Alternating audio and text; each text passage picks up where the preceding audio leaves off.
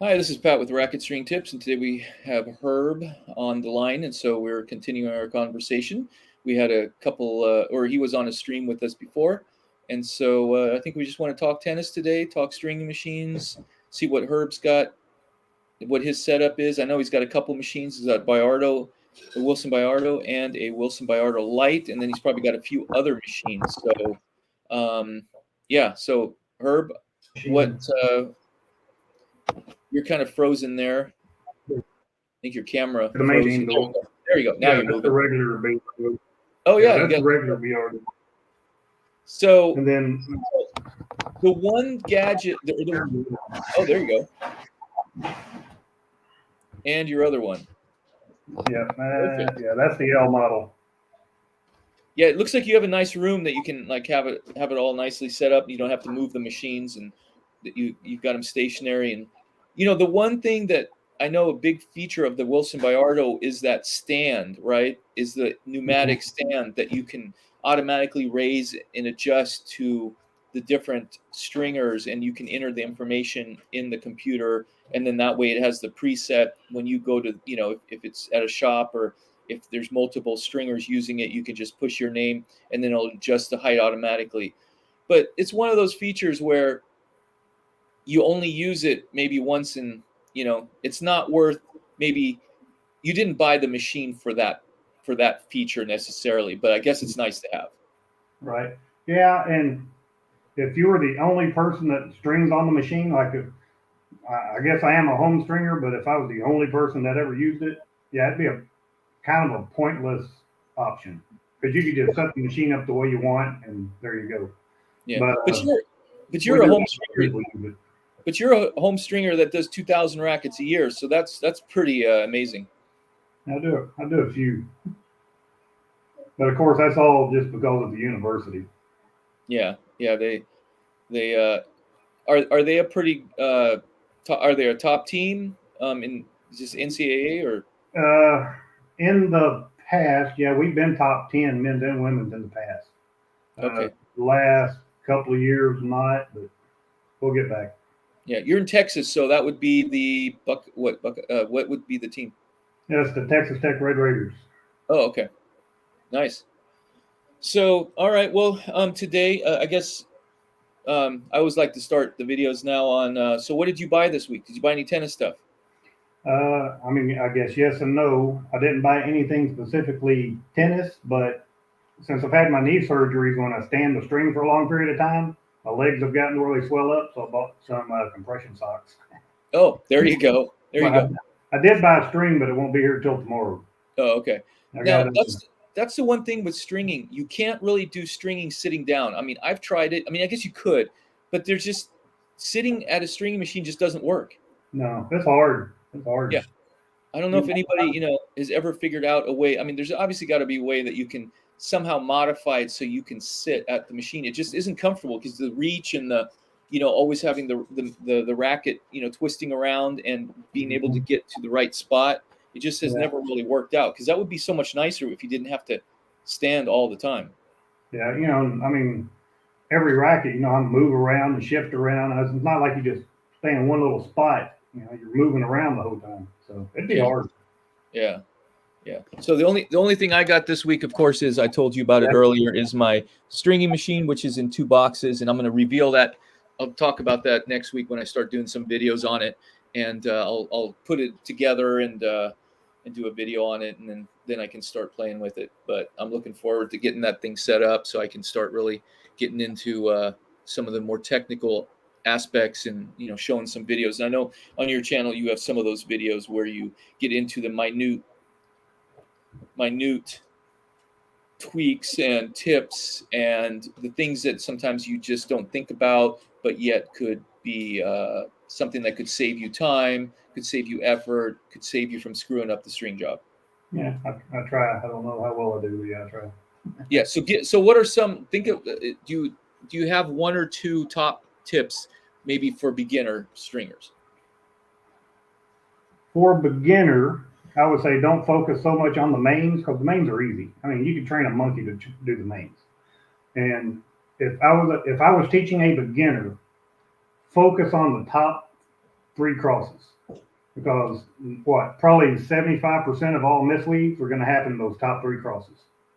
And if you focus just on those, the rest of the racket, for the most part, is going to go pretty well.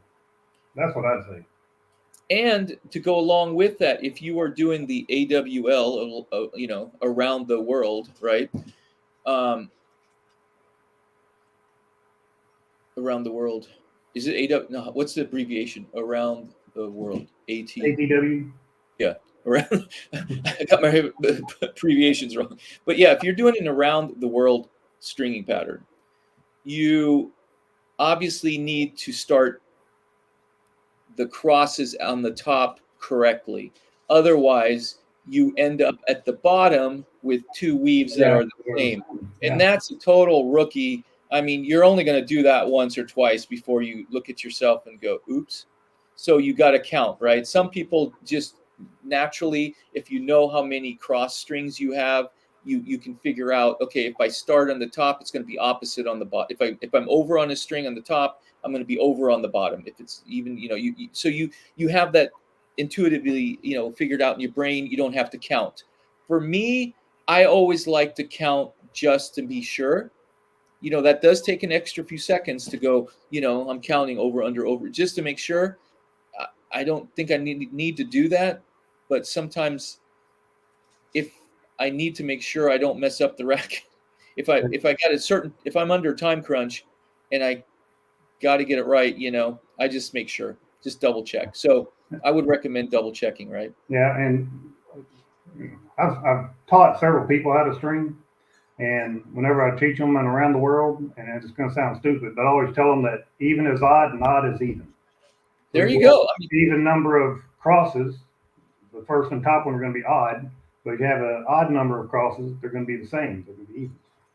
Hey, that's a good way. So even is odd, odd is even. So if you have 19, so let's use it as an example so everybody can understand. So if you have 19 cross strings, it's going to be, you're going to go over, if you go over on the top, you're going to go over on the bottom. Right, same string, right. Right. And if you end up having an even amount of cross strings, like 18 or 16, that means you're going to be opposite. So if you are over on the top on the string, you are going to be over on a under. Yeah, you're going to be under on the bottom. Yeah, because you're opposite. Yeah. See, I already messed it up. But yeah, so even amount of strings in your racket crosses means that you're going to be odd on your pattern. Right. So that is the easiest way. I think putting that on a 3x5 card and putting it up by your machine until you get it straight makes a lot of sense. Or put it, do a little print it out on your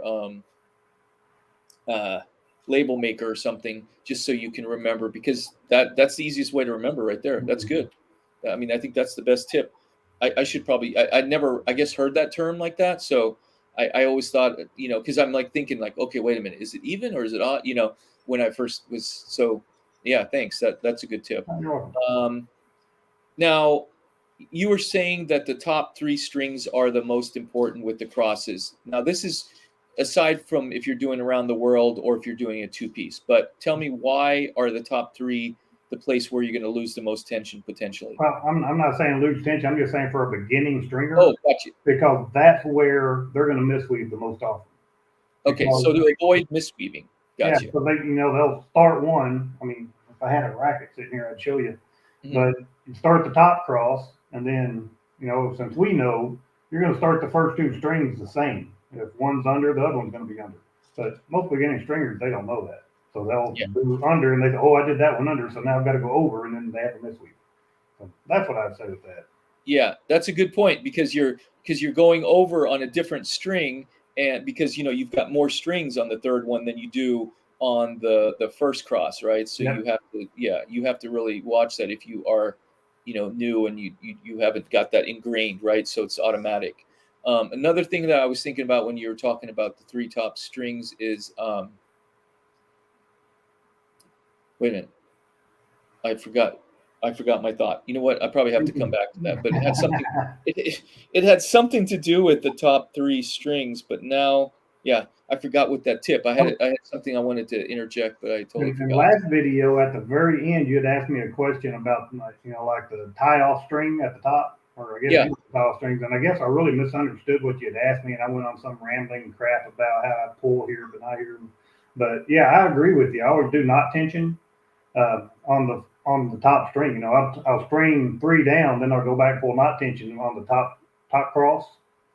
And but yeah, I mean, if you really watch the machines, when you pull tension and you put your clamp on, I mean, you're holding at true tension until you're released from the machine because you're going to have a little bit of drawback in the clamp. And then you're going to have what, probably half inch, three quarters of an inch of string that has zero tension on it. And I don't care who you are out there, there's no way somebody's pulling 40, 50, 60 pounds of tension on that string Yeah. like that. So, And when you do pull it, you have to be careful that you are actually pulling away, away that from it, not up. you're Yeah. not putting pressure on the main string, because then you're going to potentially damage it. Because a lot of people, when they're tightening their knots, will pull, you're putting pressure on the main string. There's a way you can do it so that you still are tightening the string that you're pulling without potentially damaging the main string, because that's what you got to be aware of. Yeah, because I've seen people, really crank down on them, and they'll pull it up and they'll pull that main string up into the grommet and snap that string. I've seen that happen. Yeah, and along with that, never use your machine to No, pull knots tight. and I see that all the time. I always tell It's people like, don't do it. why? And the reason people do that is, I mean, the reason that I think a lot of stringers do that is because they don't use starting clamps.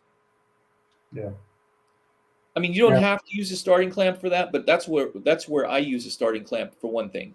yeah, You know, um, because it grabs the string nicely and it generally won't release. And another tip along with that, when you are using your starting clamp and you're pulling that knot tight, um, make sure that your hand is not anywhere near your face when you are pulling. Pull away from yourself. And the reason is, I don't know how many times you've done it, but I've punched myself in the face once or yeah. twice. And I show that in a lot of my videos. But every 100% of the people I've ever tried to teach how to string, Right. same thing. They'll put the clamp on the string. Here, hang on. Let me grab a string. Yeah.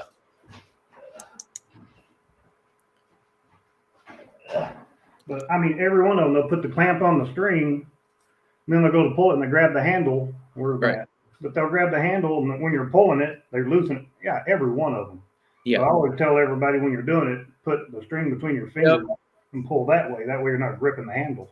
Exactly. That is the way, because just sometimes, I mean, sometimes if you just touch it, it could potentially release. You just, Oh yeah, because you're pulling, right? And you're pulling, and you could be pulling it, you could be pulling, yeah, like you were saying. So yeah, you're totally right. And when I use these for stretching string, I will also do it that way.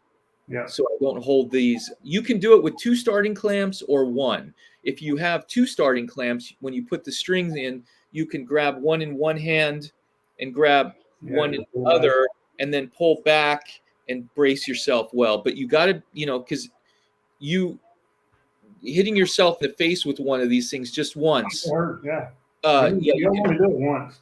yeah, you only do it once, and then you learn, right? So that, I think that's a tip. That's a tip that I actually probably never wrote down. I just thought about it now as being a tip, because that could totally be and I guess when looking for a good starting clamp, because all starting clamps are not created equal, right? No. So I used to have a couple really good Babolat um, uh, starting clamps. One of the old, you knew them by color. Like the blue ones were the older ones, and they were good. And unfortunately, I sold them about 5 years ago because, yeah, that's another story for another day. But I sold them, and so recently, when I got, there's a couple years where I wasn't stringing, and so then I got some more, a couple of them, but I I'm waiting to probably get another Babolat one, because they are, the top. They're, Mhm.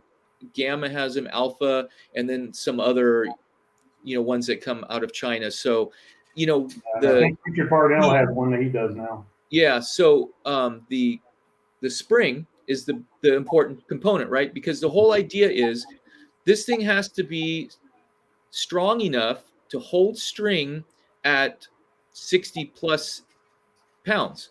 Because when you put your connector string, like if you're using it as a connection tool, you Yeah. will have your right. You're going to have your poly string or Kevlar. Do you use Kevlar or poly as the I use pulling? Kevlar. Yeah, because Kevlar gives the least. Because if you're stringing, you don't want some of the tension to go to your, if you're like if you were short and you have to use this as a connector to the string that you're going to tighten, and you have the Kevlar that's actually going to be reaching the Diablo, then you want to make sure that the string between this and the Diablo doesn't take some of the tension that you're trying Mm-hmm. to tension your last main on or cross or whatever. Yeah. So it's important to have a string on there that doesn't move, and Kevlar is the best. I used to use some polys, and after you've stretched them, 10 times, they're probably okay, but Kevlar is probably the better of the thing, and it's not going to break. And so when you put the string in there, because it's a short piece, you're not wrapping it around or anything, you are just putting it straight in there. Yeah. You have to make sure that your starting clamp can hold, because Yeah. over time, I mean, some of those things are worthless. And Yeah. so do you put yours towards the top, towards the middle, or what? Okay. So something I always talk about in my videos is I never put the string below the eyelets, and just Below the what? because I Below never the what? I never put my string below the eyelets Okay. when I do it. Well, no. That's when I'm doing like starting the crosses or something. Right. So If you're I'm just talking, pulling the last one, the last knot string, I'll just right. stick it in there as far as I can to make sure it grips it and holds it. But just because I know most of that's going to get cut off anyway, you're just going to tie a knot and cut that off. So it doesn't really matter if you damage the string where this is at. Yeah. But yeah, for doing crosses, I never put it below the eyelet. But here, I'll give you another little tip. So, like you were saying, like if you use poly, and I'm going to say most home stringers are going to use poly just because they don't have Kevlar floating around. Right. After you do it enough times, where it pulls here, it will break. So you'll be pulling. So I don't know if you can see it or Oh, not. tubing. You got tubing in there. Tubing, right? I've never Nice. had a piece break since I've used tubing. So, Well, let me ask you, where do you buy your tubing? Alpha sells it. You can buy it through Alpha Tennis and maybe WD yeah, Strings. I don't know. that's where I get it. Yeah, Okay, because a lot of people ask me sometimes, where do you get tubing and where do you? Because you don't find it everywhere. you know. Not all of them. Not all the online retailers sell it, and I don't even think Tennis Warehouse has it for sale. Maybe they do, but when you buy it, you generally buy one size. It's usually good for 17 or 16 gauge, and it usually comes in 10 feet. 10 feet. Mine came in a big roll. Oh, okay. Yeah, when I bought it straight from I don't know if I have mine here. Let's see.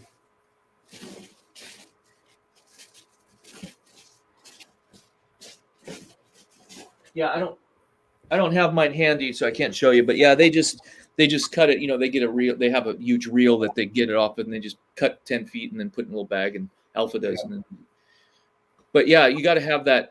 I think that's a must-have. You don't need much. You just need about 10 feet. That probably lasts you a while. And Well, yeah, I've got that. It was a 10 feet roll, and I've had that at least 7 years. yeah. Yeah, because sometimes most of the times you're not going to string a lot of rackets that have bad grommets because you're going to replace the grommets when you can. But sometimes you get those old rackets, everything starts to become brittle, and some rackets have very sharp corners. I don't want to say sharp, but they have corners which could potentially cut string if they have any little bit of a damage to it or have too much rub in there. Over time, things just happen. I mean, when you're using it, you're only using what, a couple inches at a time. Yeah, you're only using right, and then another tip would be if you think that you are going to have to tube a hole, think about it before you start stringing the racket, Yeah. because sometimes what you'll end up doing if you're tubing, a lot of times you are tubing the hole that you are tying off on, because that's a grommet that gets messed up, right, from too many knots being attached to it. Yeah. And so if that's the case, you have to find another hole. Well, you don't have to, but you could find another hole to tie off. And if you do that, you're going to have to enlarge that with an awl before you start stringing. Mm-hmm. Do you find that you like to tie off on another hole, or will you try to just make the tubing snug with the grommet so that it doesn't stick beyond that? Oh, okay. So kind of two different answers here. Okay. Um, there are some rackets I tie off in separate holes just because I think it makes more sense. You know, like some of the Yonex rackets where you got like, or even some of the Wilson rackets, you have a big long feeder going on the outside of the frame. The tile, you know, I would like to keep it a little bit shorter, so sometimes I'll do that. But when it comes to a grommet, you know, I just did this. What's today? Sunday. I just did some Friday. I did two of them for one of the college players, where his the tie-off hole was complete and the grommet was completely gone. And instead of like using tubing, I actually have some of the Fitex grommets, and I just replace them. That's I a good don't point. like to tube a tie-off hole. I guess what I'm saying. I don't like to tube a tie-off hole, so I'll just replace that grommet and go that route. You know, that's a good point, and that's a skill that, you know, at first you're going to probably choose tubing at first versus replacing grommets, because you have to know how to grind out the grommet without ruining the rest of the grommet strip. Yeah, And you have to have the right and you have to have the right replacement grommet, and then you have to cut around it. It takes a little bit more effort, right? Yeah. To do it right, you got to have all the equipment and the tools. I mean, it's not that big a deal, but if you've never done it, you know, that might be a good demo. It can be I'm not going to say challenging. It can be nerve-wracking, I guess. Yeah. To do it the first couple of times, yeah. So tubing but I've seen some really messy tube jobs where, you know, the tubing sticks out, you know, about an inch into the string, and you even have a cross string that crosses over tubing, and now you have vibration. And now you have vibration, right? Every time it hits, every time you hit, you can feel a little bit of vibration or the feel, you know, it's different. So you don't want that to happen.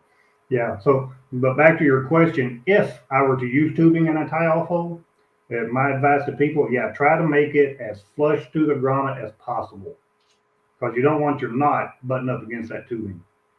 So one thing that I do, this could be another tip. One thing that I do, if before I pull the string through the tubing, I will, you know, of course, measure the best that I can, and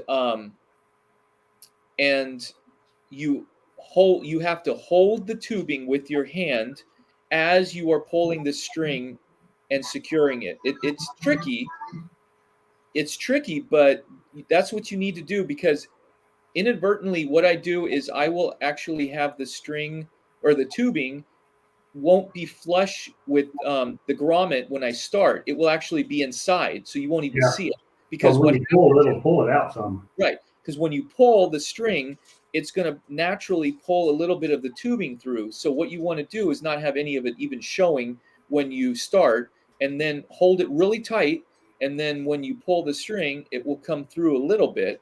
And so by that time, it should be flush.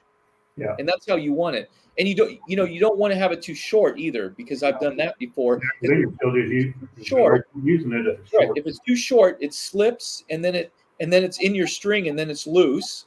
I've seen that before. And that's the worst, because then you have to restring the racket. Or it's to the point where it doesn't solve the problem anymore, because it's not covering up the area that has the sharp turn. Or if it's on the head guard part, if it's on the top of the racket, you have tubing sticking out, because if it's too short and the string, you know, the string kind of secures it on the frame, but then part of the tubing sticks up. Stick up a little bit, yeah. And then that's annoying, because then you have something sticking up off your racket. And so, especially if it's at the head and if they hit the ground a lot, it'll just wear off the tubing. Yeah, exactly. So tubing is something that you kind of just learn to do after a while. So I would definitely tell people, challenge people to start working on that, because that's kind of like, when I discuss with, like, you're teaching stringing too, and so when I do that, I like to kind of see where everybody is at all the different things that they need to be good at in order to be a good racket technician, right?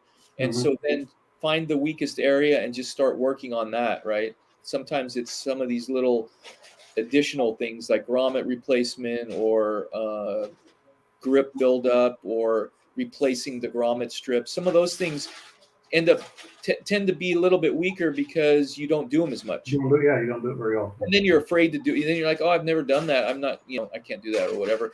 Because you do have to do it right the first time, because you could screw up the racket, or you don't have a second grommet set to do it again, right?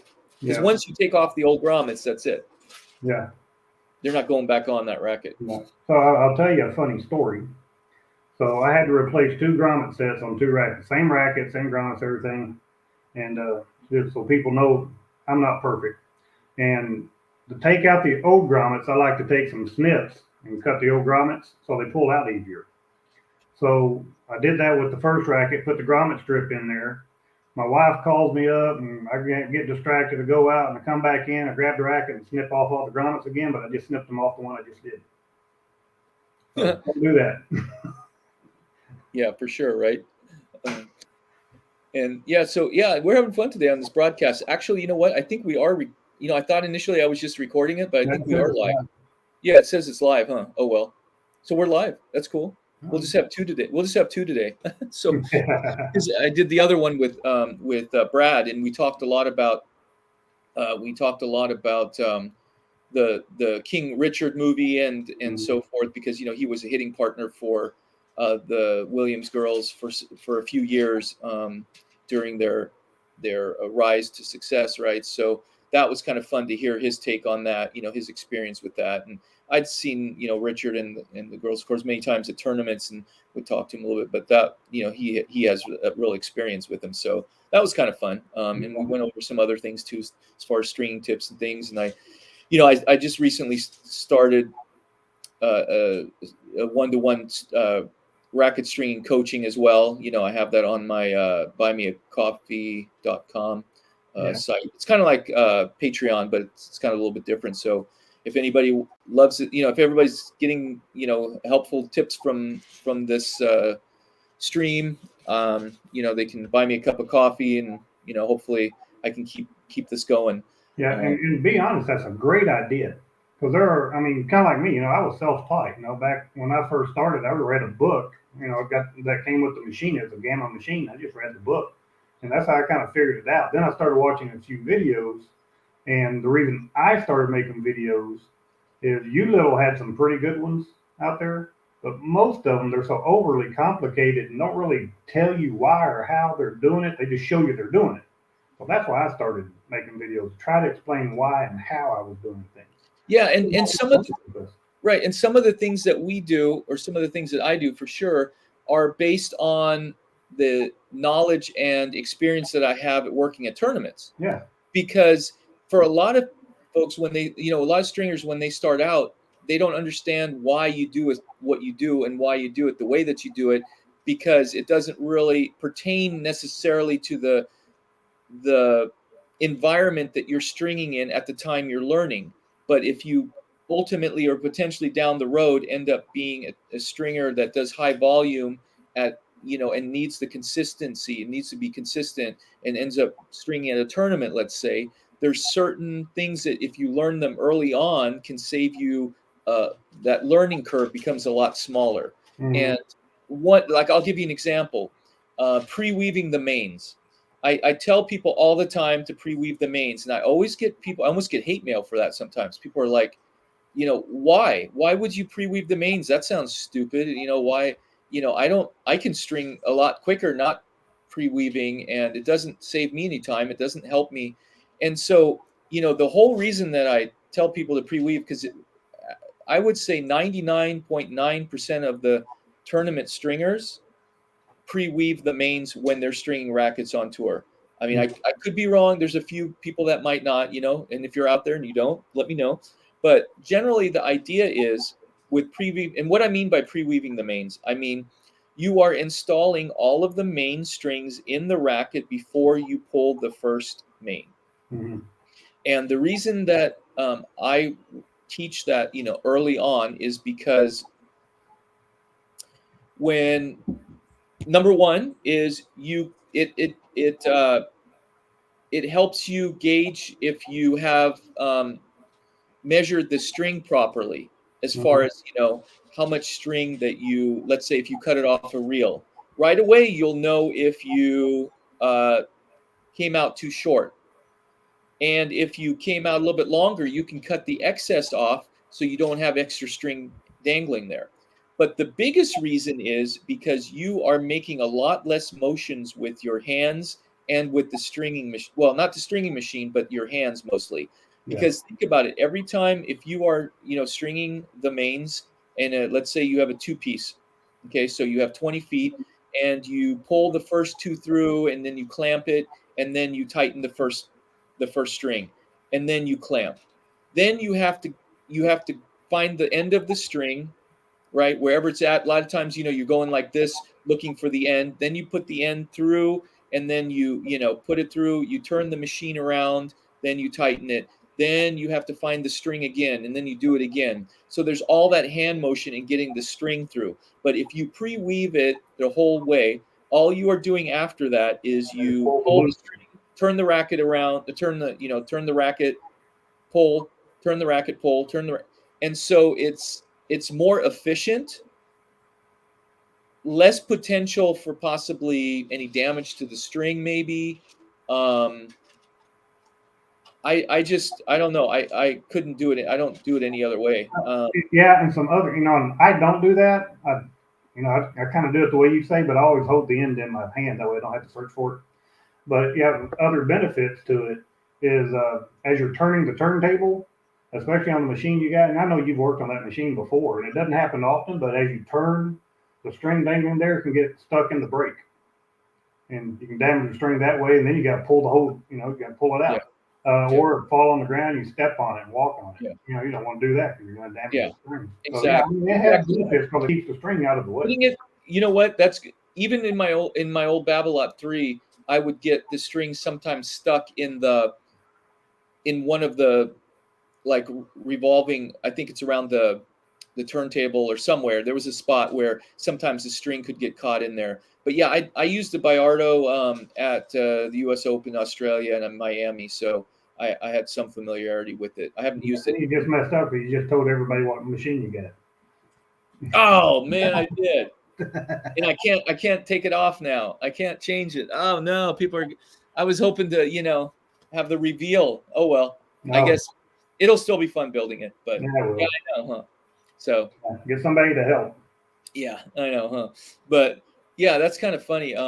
Yeah, so that's the whole thing behind pre-weaving the mains, and that's one of those tips. And so yeah, I think we started this conversation off because you were talking about having a teaching and having a coaching thing. And what I think is really important with that, you kind of take them from where you're at. And nowadays, I could have they could string their racket and on a video and then shoot me the video, send it over to me. I could watch the video and then I can help them with whatever tips, and then have unlimited email support and video support. That's all possible now. Yeah, And now, or if you could do a live where you have a camera set up, they have a camera. If you could just watch them live, then you can kind of teach them right. while they're doing it live. Because I think Yeah. that's where the money is at, and that's where the benefit is at.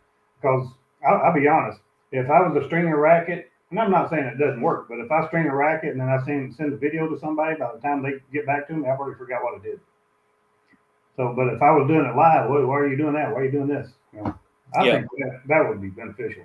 Yeah, exactly. Because all those little nuances and all the tips, like as you're stringing it and you're like going, okay, well, you should really be clamping that a little bit closer to the frame, Mm-hmm. or don't clamp it so low on your clamp, or make sure you use the Diablo, or tight. You just started stringing with 17 gauge and you had 16 in there before. Make sure that the clamp is not going to slip on your first pull, and use a starting clamp behind your base clamp, just to catch it, just in case. I don't know how many times it's been the starting clamp that actually kept the string from slipping.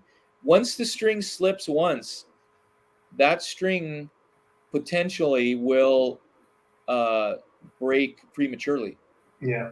And once it slips the first time, it's more apt to slip again throughout the string job because your clamp just got all that crap on it, all the Yep, got yep, dirt.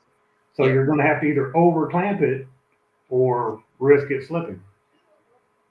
yep. So, which way do you want to go? You want to damage the string over clamping or damage it because of slipping?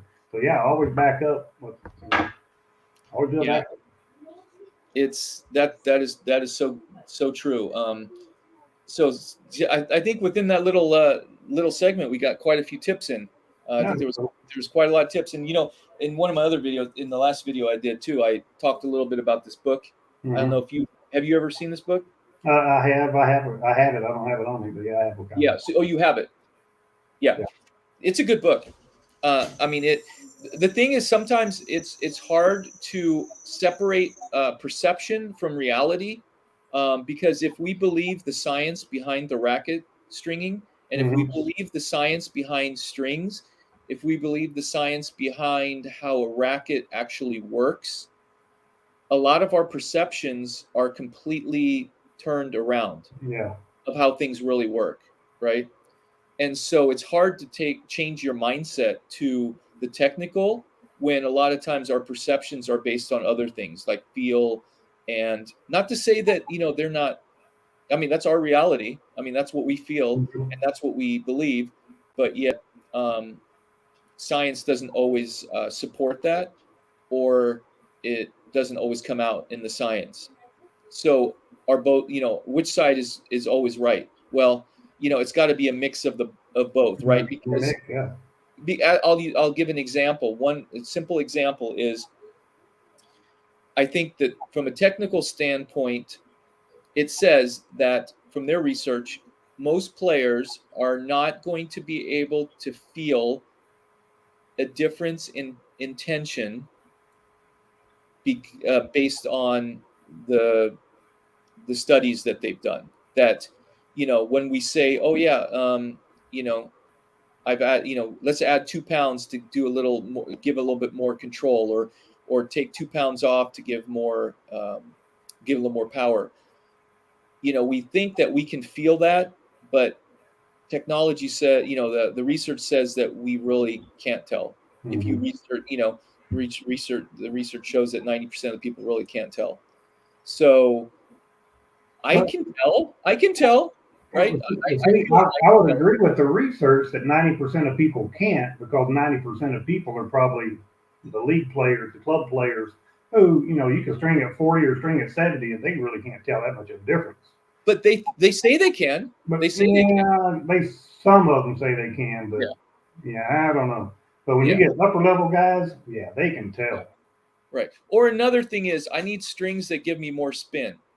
Well, you need to change your stroke to give you more spin. And generally, if in your head you're saying, I want more spin. I know how I need to maneuver the racket to get more spin. So I'm going to do that, and I'm going to use these strings. And oh yeah, look, now I have more spin. Yeah, you I see, mean, and I get that a lot from club players, because I go out there and I hit at the club and play with them. They come to me all the time. Well, hey, what can I do to get more spin? The first thing I tell them, quit hitting 30 feet over the net, hmm and you're going to start getting more spin because that's what most of them do. They're out there hitting balls straight in the air, and they just, well, how do I?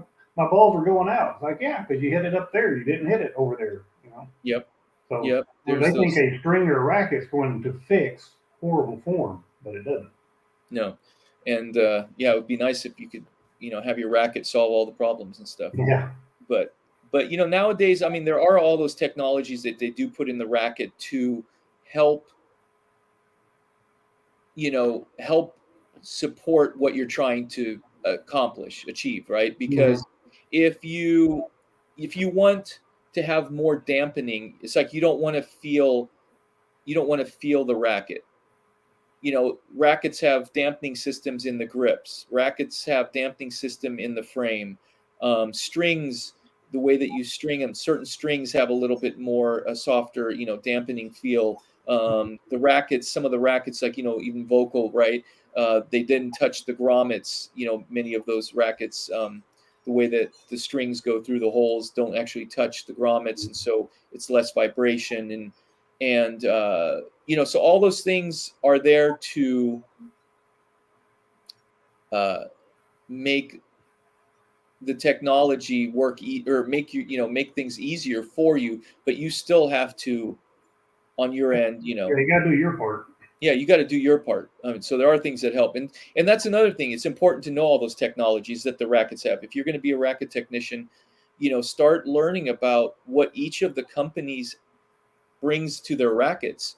Sometimes that can help you also determine what kind of string that you might want to put in for your client, because vocal rackets are going to perform different than Wilson rackets, and it's just good to know what technologies are going to be in rackets, especially if you are promoting rackets or you're selling rackets or suggesting people say, what should I try out or whatever. Well, see, and talking about that, and something I tell everybody that ever contacts me, if they ask what strings to sell and all that, I tell everybody, no matter what strings you sell, play with all of them. Because just because the package says this, that doesn't mean that's what you're feeling from that string. So play them all, play them in hybrids, but that way when somebody asks you, what do you think I should do here, you have a reference on how they feel, how they hit each individual string. Because, like it's like anything, the package might tell you one thing, that doesn't mean that's what you're getting from it.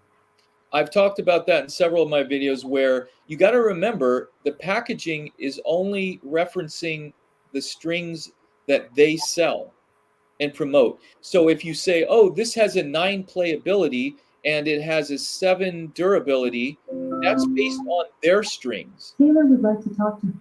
Right? That is based on all of the strings in their line. It's not going to allow you to compare, MSV with Technifiber or MSV with, Luxilon or whatever you're comparing brands. You can't do a cross comparison. You can only compare to what you have. So you need to find a third party research or second party research, or study when you're trying to compare two different brands and see which one is, has better elasticity or has less tension loss or whatever it is, right? Yeah. But I tell everybody, find a racket, use the same racket, and play with every string that you got. Get a tension, stick with that tension, but play every string, then hybrid every string. And then you have, and also tell them to use play them with a dampener, play them without a dampener. Yep. Because some players will play with a dampener, some players won't. That way you have a reference. Change one variable only. Yeah. Is what I tell people, because if you change the string and you change the string tension, now you don't know if it's a combination of the both that you like or if it's the string that you like. Mm-hmm.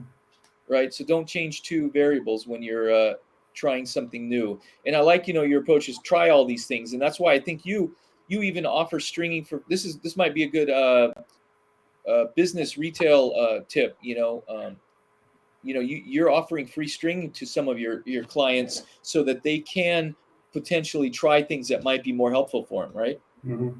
Well, and so yes, every time I get a new client, a new customer, they come to me and they say, "I want my racket strung. What do you recommend?" I will string it, give it back to them, and tell them play it for 2 weeks. If you like it, pay me. If you don't like it, let's change it. And we'll find something, and I'll keep changing it until they like it. Then they can start paying me. But that's how I do it. And 99% of them, they like it the first time. They're going to pay you. But you got that one guy that'll pop up every once in a while. Well, I didn't really like it. I wanted something. Okay, well, let's change it. So I'll change, just the tension a little bit. And if he doesn't like that, then maybe I'll change a string and then go back to. But yeah, that's the way I do it. And if anything, no, go ahead. Oh, I was just going to say, do you feel that you get more customers that way, or you get a more satisfied base? Both. One, okay, I'll give you a recent scenario. So I had a lady bring me her racket, and so I started out, okay, so how old are you? How often do you play? Have you ever had arm shoulder issues? What style do you play? Do you hit topspin? Do you hit flat? Do you hit up? I mean, what level are you? And she, nobody's ever asked me that. So I tried to base how I strung her racket off of some of her answers. But she was all excited about it, and text me back, hey, this is great. This is the best I've ever hit. My arm didn't hurt. This is fantastic. Uh, so I think you get a happier clientele because they get to try stuff without having to pay for it. Because everybody likes a free sample here and there. But I also gain customer base because that person is going to tell the next person that they're playing with, oh, hey, you ever try this guy? He'll let you try it for free, and if you don't like it, you ain't got to pay for it. And then that person's going to do it, and then they, I'd say probably 60% are, older. So then they're going to say, hey, my kid needs their racket done. So then I've just picked up their kids. And then I just picked up their kids' friends. And so, yeah, it's butterfly effect, whatever the effect is. Right. Now, like ripple effect. Do you still charge them the labor and the string is free, or the whole thing? I don't charge anything. Until they tell me they like the racket, I don't charge them. Yeah, I mean, I think definitely that could be because some players are afraid to switch because they're like, oh, this is going to cost me this amount of money. I don't know if I'm going to like it, but people say it might be better, but I better just stay with status quo. And people are hard to change. It's hard to change habits sometimes in what you're using and stuff. But that's good. I think that's a good philosophy.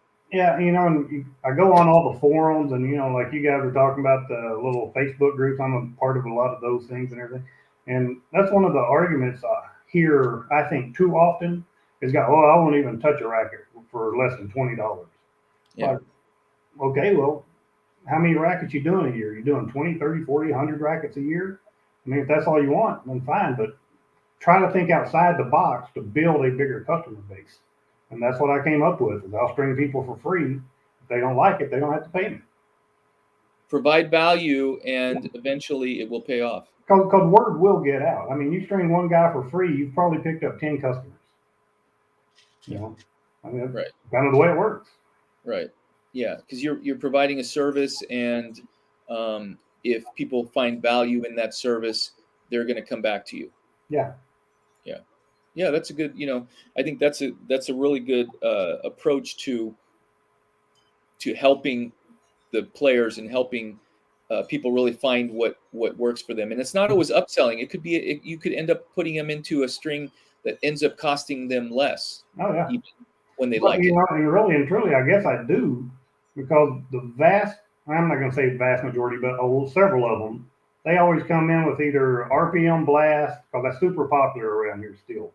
The RPM blast or a lube power. And most of them complain about arm problems more than anything. So I put them in like the Slinko string, which is about $9 less per racket. So I'm putting them in cheaper string. I don't do everybody's Slinko, but yeah. Those are two of the more expensive strings.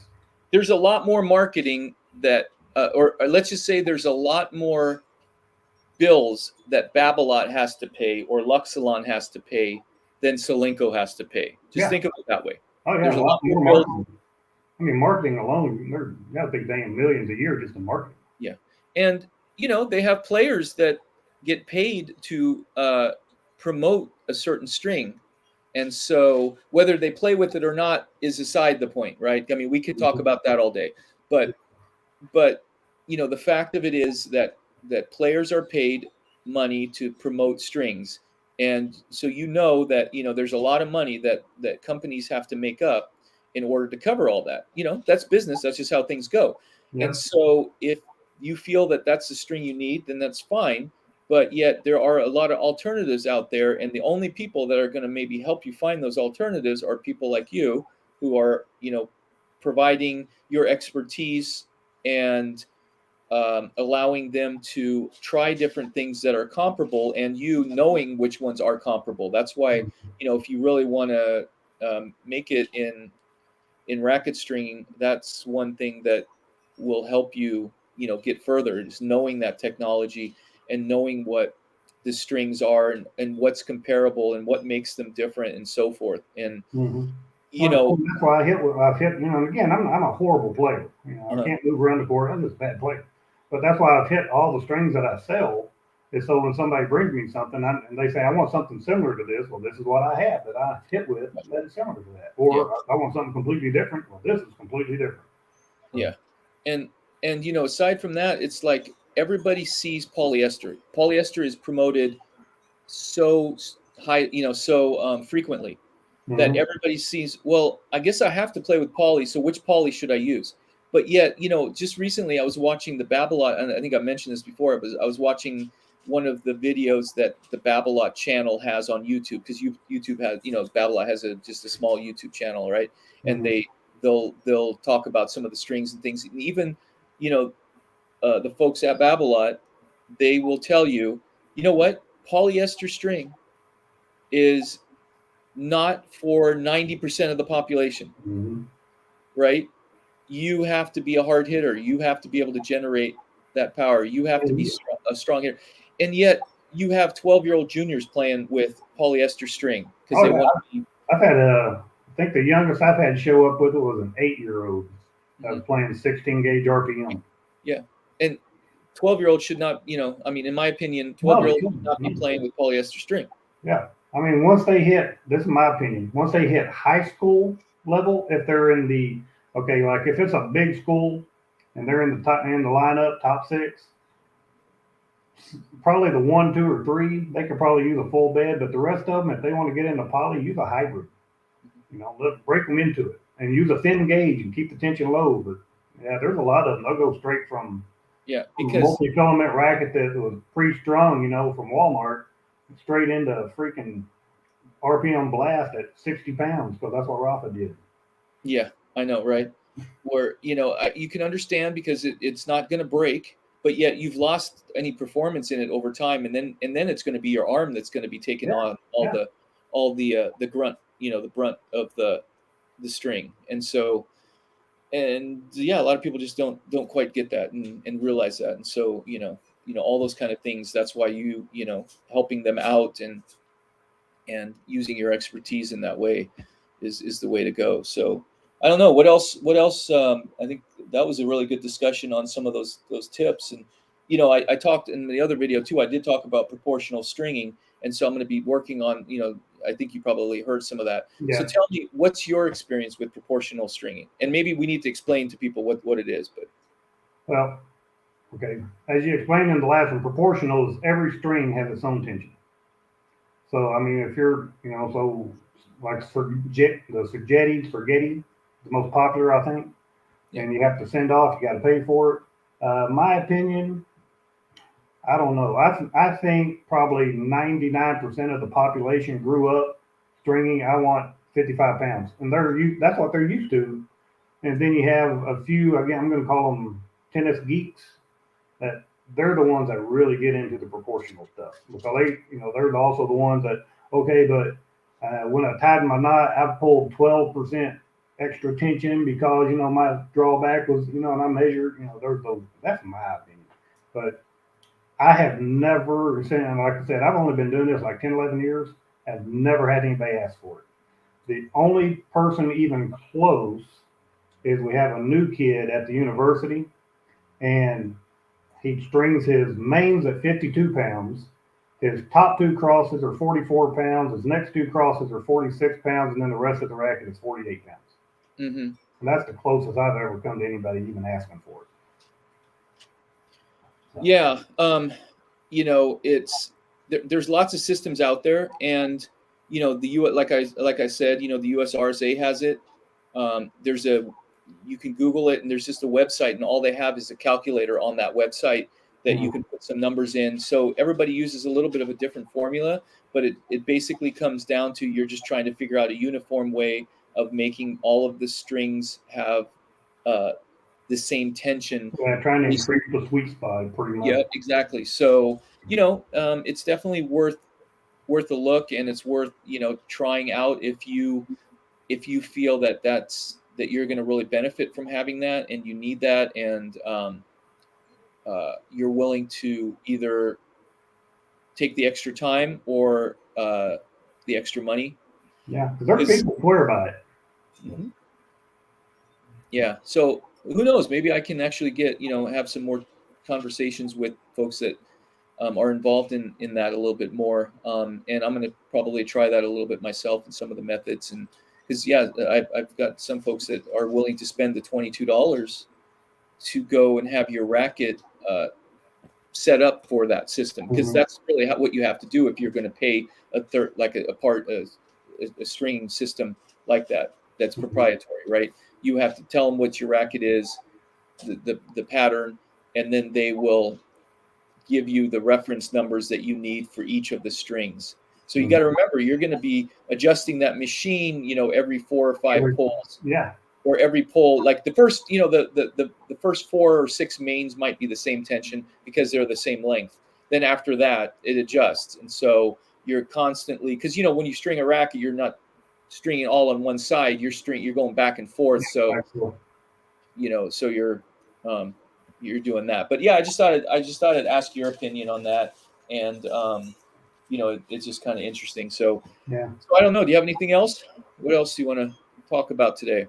No, I don't guess. Anybody ever has questions, I mean, I'll answer anybody, I guess. But no, I don't have anything else.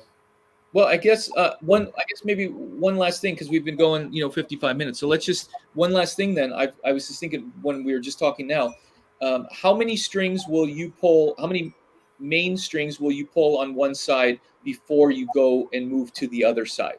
I never do more than 3. 3? I'm not, yeah, and I know there's lots of discussion about that. Some people go 1, 1, 1, 1, 1, 1. Some go 2. Some go 3. The kid that I had come help me string the pro tournament back in September, he said a guy from the Luxlon stringing team back when they had them around taught him, and he taught him to do 4 and 4, 8, and then whatever. But I do 3. I'll do 3, then I'll do 6, then I'll do finish. So it goes 3, 3, 3, 3, 3, 3. Yeah, because you're doing 3 to start, and then on the other side you're doing 3, or are you doing 6? I'm doing 6 because you're doing the 3 to catch up, and you're already on that side. So I do the next 3. Yeah, and so I'm not sure. Yeah, that works. But what if you did 3, 3, and then go back and do 3? It'd be the same. It'd be the same thing. Would it? Yeah. Because you're pulling 3, then you're pulling 3. So instead of just switching back to the other side to do 3, I'm just staying on this side to do the next 3. Okay.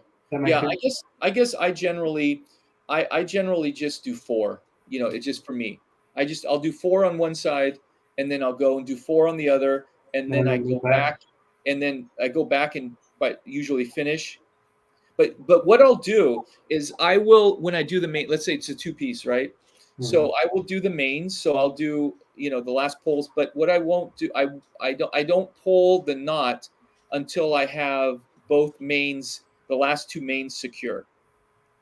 And then I pull the 2 knots together because I add extra tension to the knots, and that way I don't forget to do it, or I don't do it on one and don't do it on the other. So what I'll do is I'll pull both mains, and no, wait a minute. Sorry, I forgot. I did it differently, huh? Because what I'll do is I generally will. Sometimes I'm thinking back now. Sometimes I actually will pull that last main. I forget. No, yeah, I guess that is how I do it. So actually, what I'll do is before I pull the last 2 mains, no, that's not how I do it. Sorry. Yeah, I got lost. I got lost in my train, so that's going to be in the video now. Oh well. Yeah. But no, I just kind of got lost on. But I guess I meant on tying off when I'm pulling the last 2. When I have them both, I won't tie off until I have both sides. Yeah, and I know a lot of people that do that. I just tie off when I'm there and then go to the next side. But I know a lot of people that will go ahead and clamp off and not pull the knots until both of them at the same time. So yeah. So it's just one of those things. So yeah, I guess ending it on that note, I think we kind of went over some good tips today, and I think I don't know if you heard that when I was in my last video, I talked about having a stringing competition. I think that would be kind of fun in the future once we have maybe more folks that are watching the streams and that might want to be part of that. I think it'd be kind of fun to have that online, having everybody just kind of stringing together, or having some Yeah, kind of yeah. competition. That'd be kind of fun. I'm pretty sure one of you guys would win. I heard you throw out that like 7.5 minute Well, racket. that's with a 14. That's with a 14 main. I was talking about my old graphite too that I used 20 Okay. years ago, right? Because that had the midsize had 14 mains in it, and I could string because I had that. I used that racket for many years at that time, and I could string that thing so fast. Because I'd always use like this because I used TNT at the time, and I used like 18 gauge because I liked it, and I got it free from Gamma, and so I would just use 18 gauge TNT, and that would break every couple sets, I think. But it was fun because at that time I was stringing my own racket, so it didn't really matter. But it was so I had to string them quick, right? Yeah. Um, but yeah, I think everybody would have to have the same racket, or the same string pattern. Yeah, you have to have the same string pattern, the same string, because you don't want one person using a torbite and somebody using a multi-filament and somebody Yep. else, because they're going to all be different. So you have to Yeah. have the same string pattern. Yeah. Machine doesn't really matter. But, No, sheen doesn't matter because you're just used to your own machine. So yeah. yeah, so it'd be kind of fun. We'll see if that's something that we can end up, working out stuff. So, but yeah, aside from that, for the folks out there, make sure you check out Herb's channel. He has a lot of little, real specialized tips to help you get better at your stringing, and he answers questions frequently on stringing, and also check out the resources in my description of all the things that we kind of talked about, and check out the one-to-one coaching, and Yeah, I think that's a great idea. I really do. yeah, I'll let you know. I'll let you know how that how that goes, and I think it's just one of those things.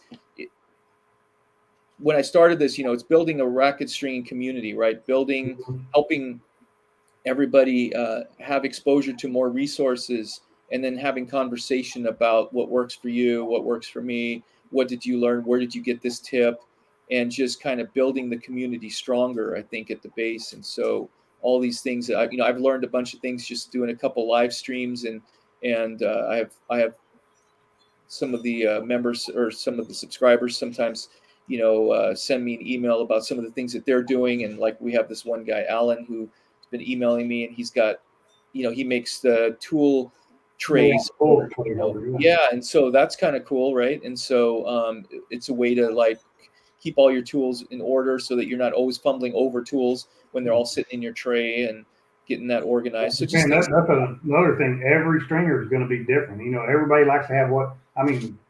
When I go to the machine, I've got to set everything up exactly the way I had it because I know where to reach for it. Yep. But I can put somebody else on the machine. They come in, they start messing the tools around because they got to put them where they like them. So, yeah, we're very particular or peculiar, I guess you say, about our tools, right? We're really particular about our own stringing tools. Like everybody has their own stringing tools. Like when you go to tournaments and stuff, you bring your own kit. They don't provide you with the tools. They usually have an extra set laying around somewhere, but you bring your own tools. It's just because everybody has their own, what they like. Yeah, what they like. Not everybody's going to have the same kind of stuff, but the things, the primary things that you're going to have is you're going to have starting clamps, at least one, maybe two. You're going to have an awl, because you need that. You're going to have a little thing of chapstick because you're going to use that in case you have to like get into one of the holes of the rackets. You're going to use that use that as kind of lubrication, right? For that, you're going to have a string straightener. Because you need that. It's basically looks like a blunt awl kind of, but it's thicker. And yep, exactly. That's the Babolat one. This one's the Pros Pro. Oh, I have a red and black one like that. That's actually a Babolat one though. This one's the Babolat. Oh, okay, yeah. Almost the same. Oh yeah, and so the string straightener, and then of course you have your cutting, your string cutting snips. And that string cutter. Well, that's for cutting the strings out. Yeah, the string bed, then you get your snips. Yeah, the snips are important because that's where you cut the short. That's where you cut an angled, sharp string. You want to cut the end of the string sharp so it goes through the grommets nice and smooth, right? So you don't have to force it through or whatever. That, and then of course you have your bent nose pliers. Mm-hmm. Yep, and that's what.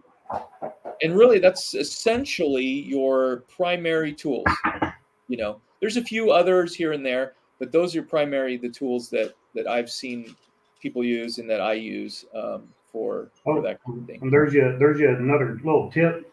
I don't know if everybody's like this, but like the bent nose pliers, I prefer a smaller pair to a big pair.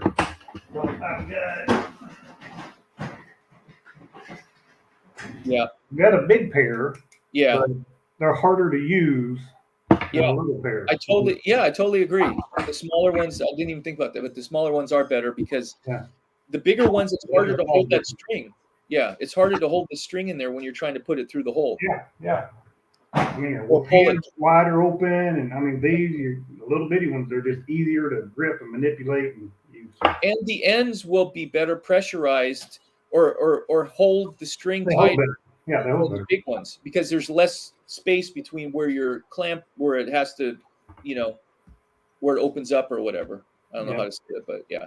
Yeah, and make sure it has at least a rough surface. It doesn't have to be grooved, but a rough surface, because I've had some before that were smooth. Yeah. They just slip. And some of them you can buy in the hardware store, but I don't know. I don't think I found my best pair at the hardware store. The clippers you can find, but you really, I think some of the tennis sites have those bent nose, like you're saying, because the short ones are a little bit harder to find, I think. Yeah, they are. Wilson, I had a pair through that were part of the Wilson kit, but I've got to find a new pair actually myself. But did they look kind of like those? Yeah. Yep. Those look like them. Yeah. Yeah. Those are the tools that are going to save. Those are my favorite for those. Oh, really? And they came with the baiardo. Yeah. Yeah. I didn't get. That's the one thing that didn't come with this one is tools because it was used. But yeah, it was at the 2017 Open. So, but anyways, yeah. Hey, thanks for Herb. Thanks for hanging out and all your tips. That was a lot of good information. I'll try to put a little bit in the description about this, and I guess we went live today, so it'll be on there today. But that'll be cool. And you know what? We'll connect next time, and maybe we'll get you and Brad on the same stream, and we can just have fun chatting it out. Okay. Yeah, we need to expand your base and get some more guys if they're willing to do it. Yeah. I'm trying to work on that. I'm trying to get some other guys that have some other maybe things that they're promoting or resources that are valuable in that, and so I'll keep reaching out. And if you can think of some people that as well, or anybody watching that like to be part of the live stream, just send me an email or comment, and I'll get back to you, and we'll go from there. Okay. All right. Have a good rest of your weekend, and we'll see you next week or something. All right. Appreciate it. Have a good one. All right. Thanks, Herb.